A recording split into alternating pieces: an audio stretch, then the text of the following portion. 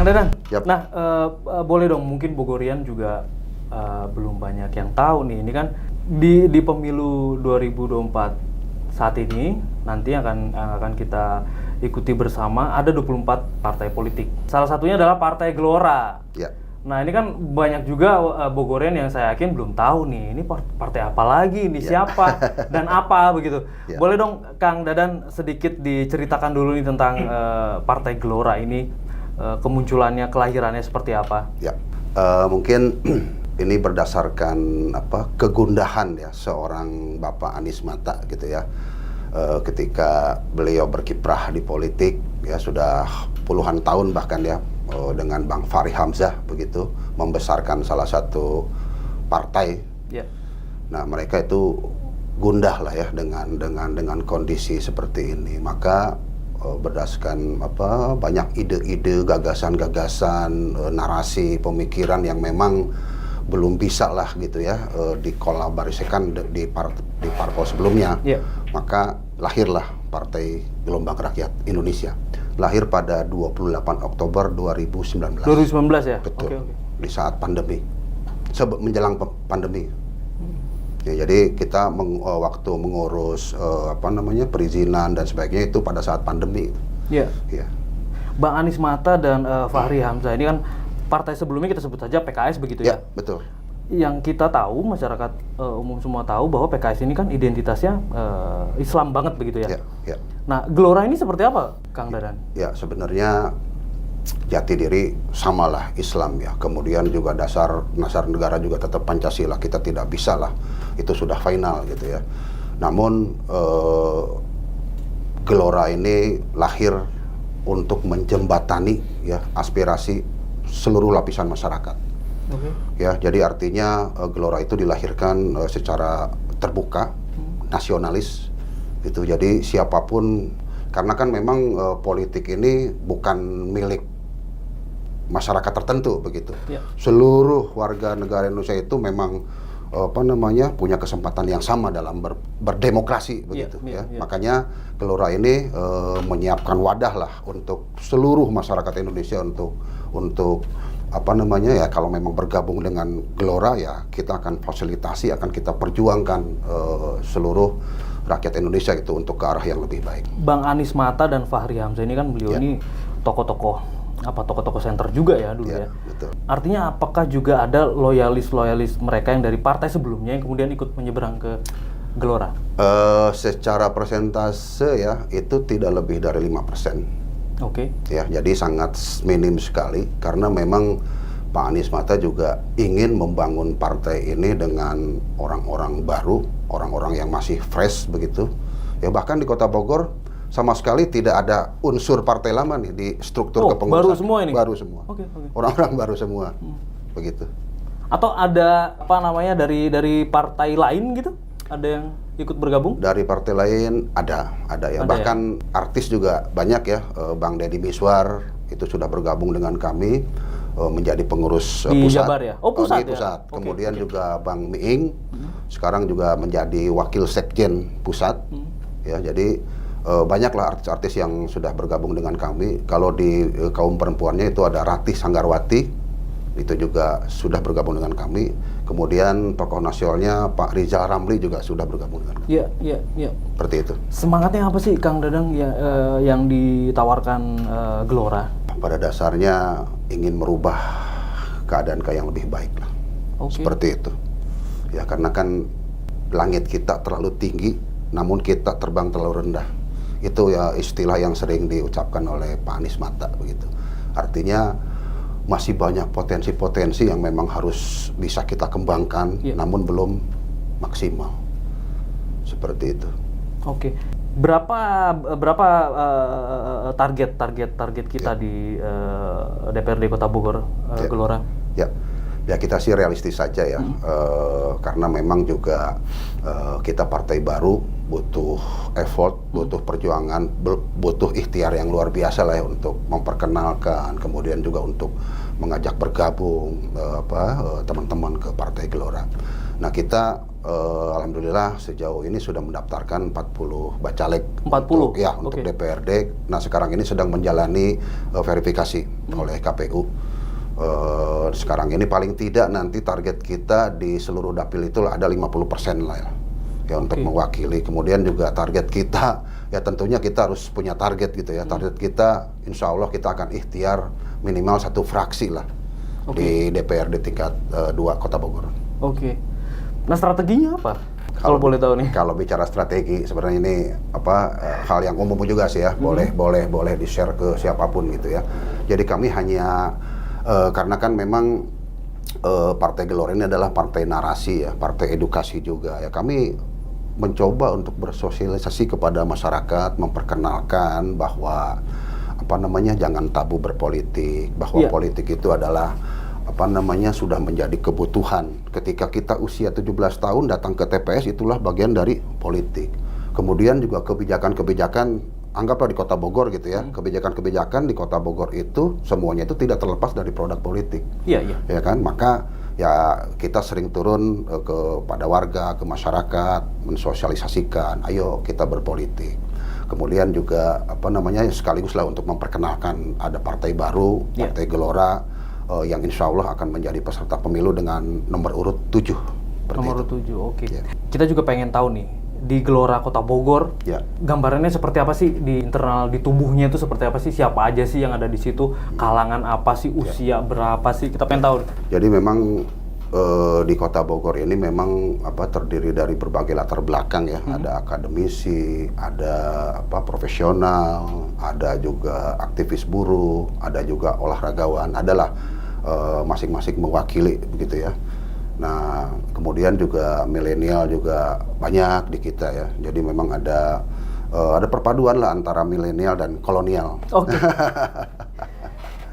Mungkin itu strategi juga untuk mengambil, karena calon pemilih kita ini kan lebih banyak 66% dari kalangan milenial. Apakah itu juga bentuk strategi? Sama. Jadi juga melalui survei ternyata juga anggota Gelora juga hampir lebih dari 50%-nya adalah milenial. Ya karena juga memang secara produktivitas juga secara ini ya memang rakyat sekarang itu juga memang banyak usia produktif gitu ya. Ya itu pasar yang potensial lah ya untuk di politik begitu ya. Kita menyisir anak-anak muda gitu untuk ikut berpolitik. Apakah memang menjadi strategi juga nih ketua DPD-nya dari kalangan atlet? Apakah mungkin itu yang akan diperjuangkan Gelora nanti di Kota Bogor, bagaimana? Sebenarnya yang teman-teman tahu itu ketika saya diajak bergabung dengan Gelora, karena basic saya adalah aktivis buruh. Oh, mereka nggak tahu sebetulnya? Tahu, sebagian kecil tahu. Cuma basic saya adalah aktivis buruh. Saya sekitar 15 tahun lah aktif di di kegiatan-kegiatan buruh secara nasional.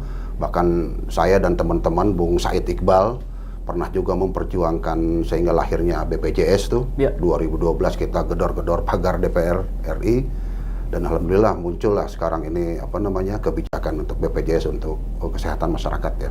Itu kemudian juga dari atlet ya, karena memang kebetulan aja saya juga memang teman-teman bola itu juga tidak tahu kalau saya berkiprah di politik begitu. Namun kenapa saya juga terjun di sepak bola Bogor gitu ya untuk membenahi, karena saya punya tanggung jawab moral bersama teman-teman.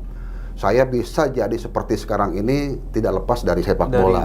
Nah, sehingga saya punya kewajiban untuk ikut berkiprah membangkitkan sepak bola. Jadi ini hal kebetulan sih antara bola dan politik, itu bukan menjadi gua harus terjun ke bola nih karena gua ada di politik, tidak seperti itu. Tidak seperti itu. Jadi memang hal yang menjadi kebetulan aja. Seperti itu. Dan memang saya juga punya keinginan ketika nanti saya diamanahkan menjadi legislatif di Kota Bogor, saya ingin mendorong ya agar persepak bolaan khususnya di Kota Bogor ini bangkit kembali. Kita rindu. Siap. Bangkitnya sepak bola di Kota Bogor. Ya. Kang Dadan, kalau boleh saya tanya lagi nih, Gelora melihat Kota Bogor ini seperti apa? Apa sih yang menjadi PR besarnya Kota Bogor ini? Ya, kalau kalau kami melihat sih ya pembangunan beberapa tahun terakhir ini dipimpin oleh seorang wali kota yang menurut saya memang sudah cukup berhasil ya beliau ya. Banyak pembangunan terutama infrastruktur, taman, dan itu memang menjadi angin segar lah ya buat di Kota Bogor. Termasuk juga Kota Bogor ini terkenal dengan kota sejuta angkot. Nah, sekarang dengan adanya kebijakan bis kita itu bisa mengurangi kemacetan. Kemudian juga ada alun-alun. Kota Bogor ini paling terlambat punya alun-alun. Walaupun punya dulu di Empang itu adalah peninggalan masa lalu itu. Alun-alun di Empang tuh sekarang sudah tidak strategis lagi tempatnya. Di kota-kota besar atau di provinsi lain alun-alun itu pasti ada menjadi ciri khas begitu ya, square itu. Nah, di Kota Bogor ya sekarang sudah ada alun-alun. Sebenarnya secara umum sih sudah bagus, cuma kita juga menyoroti beberapa hal ya yang memang harus kita perjuangkan bersama nanti, terutama juga di sektor pendidikan, kemudian juga di sektor kesehatan. Yang menurut data juga ternyata stunting ya di Kota Bogor ini anak kekurangan gizi juga ternyata persentasenya masih besar, masih tinggi. Nah, itu juga menjadi PR buat kami begitu nanti ketika diamanahkan ya kami ingin berjuang untuk memperbaiki kesehatan, pendidikan juga ya. Sekarang ini di Kota Bogor ini hanya ada 10 sekolah negeri ya, dan itu pun secara strategis tempatnya itu tidak mewakili semua. Nah, di Bogor Selatan itu hanya ada 1 dari tahun 60-an 70-an mungkin ya, SMA 4, SMA Negeri 4. Tidak ada lagi SMA negeri. Nah, menurut data juga di Bogor Selatan ini secara pendidikan banyak tertinggal. Betul. Di Kecamatan Bogor Selatan. Nah, itu menjadi concern kami lah untuk meningkatkan pendidikan. Dan juga nggak lupa juga kita ingin concern di olahraga juga. Ya, kita juga tahu bahwa masyarakat aktif olahraga itu kan tentunya positif ya. Dan kita juga ingin bukan hanya untuk kebugaran saja, tetapi juga kita bicara soal prestasi. Saya ingin Bogor ini seperti Bandung lah, seperti Persib, seperti Persija. Dan itu bisa kalau kita memang mau perjuangkan begitu. Nah, ini saya punya keinginan bersama teman-teman ingin membangkitkan kembali sepak bola Bogor ke kasta yang lebih tinggi seperti pernah terjadi dulu di tahun 90-an. Seperti itu. Kalau Kang Dadan melihat bagaimana sih Kang pendidikan olahraga ya, olahraga yang sudah bisa menjurus ke profesional gitu, kayak pendidikan atlet, sekolah sepak bolanya, kayak gimana sih di Kota Bogor? Kalau untuk sekolah sepak bolanya sih alhamdulillah sudah banyak ya. Cuma memang yang difasilitasi oleh pemerintah belum ada. Ya, dulu itu kita ada semacam Diklat Ragunan, Diklat Salatiga, Diklat Padang, Diklat Solo itu dibiayai oleh pemerintah. Nah, di Kabupaten Bogor itu sudah ada. Kabupaten justru sudah ada. Ada. Nah, di Kota Bogor belum ada. Ini menjadi concern kita sebenarnya, menjadi tanggung jawab bersama buat kita. Belum pernah ada atau ada kemudian hilang atau bagaimana? Belum pernah ada yang memang dibiayai oleh pemerintah, memang belum ada. Kalau untuk klub-klub atau sekarang ini kan yang menjamur ini adalah SSB ya. Sekolah sepak bola itu banyak, ada puluhan sekolah sepak bola yang memang sudah ada di Bogor untuk pembinaan usia dini. Namun juga kami juga punya keinginan untuk mendirikan akademi sepak bola. Ya, kita juga inginnya kolaborasi dengan pemerintah. Pemerintah punya tanggung jawab juga untuk mengembangkan sepak bola secara profesional. Ya kan, mereka sekolah di situ disediakan, kemudian sepak bola latihannya tiap hari, kemudian juga ada mes. Nah, itu di Kabupaten Bogor itu sudah ada. Kota Bogor belum ada nih. Kemudian kalau fasilitasnya memang akan kita bangun, pertanyaannya kemudian bakat-bakatnya, bibit-bibitnya ini ada nggak sih di Bogor? Banyak. Sebenarnya bakat pemain sepak bola di Bogor itu tidak akan pernah hilang gitu ya, karena memang olahraga sepak bola itu kan udah menjadi olahraga kegemaran masyarakat nomor 1 dimanapun ya, termasuk di Bogor juga. Untuk bibit-bibit sepak bola banyak, cuma memang mestinya memang diarahkan secara profesional. Nah, mungkin kita juga sekarang nih teman-teman dalam membangun tim, yaitu dari diambil pemain-pemain terbaik itu dari SSB, seperti itu. Kang Dadan, saya minta pandangan Anda tentang kondisi di Kota Bogor di dunia kesehatan dan kebersihan ya ini. Jadi angka BAB sembarangan itu di Kota Bogor hanya ada 2 kelurahan yang sudah bebas dari aktivitas itu BAB sembarangan. Padahal ini Kota Bogor loh, ada istana loh. Iya. Bagaimana menurut Anda? ya mesti itu juga menjadi concern pemerintah ya, menjadi concern pemerintah untuk memperbaiki itu. Ini itu kan kebutuhan dasar sebenarnya, kebutuhan dasar yang memang harus ya kita perbaiki. Ya bahkan di salah satu, saya pernah ada kunjungan ke suatu wilayah begitu ya. Jadi di daerah itu mereka sama sekali tidak bisa membuang sampah karena nggak ada akses. Di mana tuh, Kang? Ada tepatnya di Kecamatan Bogor Timur lah. Oke. Ada Bogor Timur, ada di satu kampung. Mereka itu untuk membuang sampah aja sulit karena akses jalannya kecil. Kemudian mereka harus jauh membuang ke tempat pembuangan akhir begitu ya. Akhirnya mereka ya dengan simpel aja kan, dengan buang sampah sembarangan. Iya, gitu ke kan. sungai atau dibakar ya, dan itu. Ya itu salah satu kenapa juga itu menjadi harusnya menjadi perhatian gitu buat kita semua untuk memperbaiki itu. Ya kenapa saya singgung itu karena tadi Kang Dadan menyinggung angka stunting. Betul. Karena itu juga salah satu penyebabnya juga perilaku hidup tidak sehat ya. Iya. Ya, karena memang kekurangan fasilitas. Iya, ya kan karena fasilitasnya yang tidak dibangun gitu kan. Seperti itu. Saya mau tanya Gelora secara nasional nih. Ya. Ini kan Bang Anies Mata kemarin sudah belum ini sih ya, dia hanya menyampaikan bocoran nih akan ada capres yang didukung oleh karena kita nggak bisa mencalonkan kan, kita hanya bisa mendukung. Saya ingin tahu dari pusat ada nggak instruksi ke bawah seperti apa untuk dukungan capres tertentu? Ya. Sejauh ini kita masih concern di legislatif ya. Termasuk di nasional pun sama, targetnya adalah lolos parliament threshold atau ambang batas parlemen 4%. Kami akan berupaya di situ karena kami tidak bisa bermain lebih luas karena tersandung aturan presiden threshold yang 0% itu. Sebenarnya kami punya pemimpin yang menurut kami sangat ideal untuk dicalonkan menjadi calon presiden atau calon wakil presiden. Namun itu belum bisa kami usung sekarang karena 0% itu. Sebetulnya kami sudah mengajukan judicial review gitu ya ke MK. Cuma memang gagal lah gitu ya. Nah ini jadi pembelajaran buat kita semua lah ya. Mestinya aturan itu memberikan hak kepada siapapun untuk mencalonkan gitu ya, jangan dibatasi seperti itu. Kembali ke soal calon presiden yang akan kita usung, sejauh ini memang belum ada instruksi dari pusat. Ya jadi ya pada saatnya nanti kita akan tetaplah akan support salah satu dari sekian calon itu. Cuma memang sejauh ini belum ada instruksi dari pusat. Kita lebih fokus kepada ambang batas parlemen karena hal ini menjadi penting ketika Gelora lolos menjadi 4% dan ada di DPR RI. Itu menjadi kekuatan buat kami untuk mulai membangun kolaborasi, kemudian mengawasi pemerintah, siap menjadi oposisi dan sebagainya. Iya. Apa sih yang Gelora Kota Bogor? Saya ingin Anda penegasan lagi, saya beri kesempatan untuk menyampaikan apa yang Gelora tawarkan untuk terutama untuk menggait pemilih milenial. Ya, jadi memang banyak hal yang memang harus kita kerjakan ya untuk perbaikan terutama di Kota Bogor. Ya, yang tadi saya sampaikan bahwa kita memang tetap concern di beberapa sektor ya, sektor pendidikan, sektor kesehatan, sektor ekonomi juga, kemudian sektor olahraga.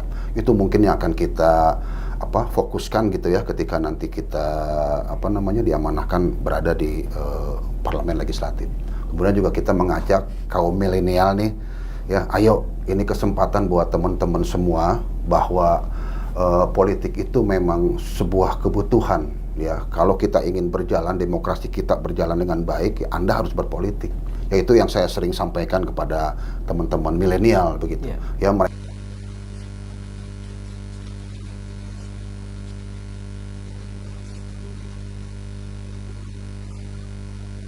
juga itu. Karena ya mereka punya hak kok untuk menentukan pilihannya masing-masing seperti itu.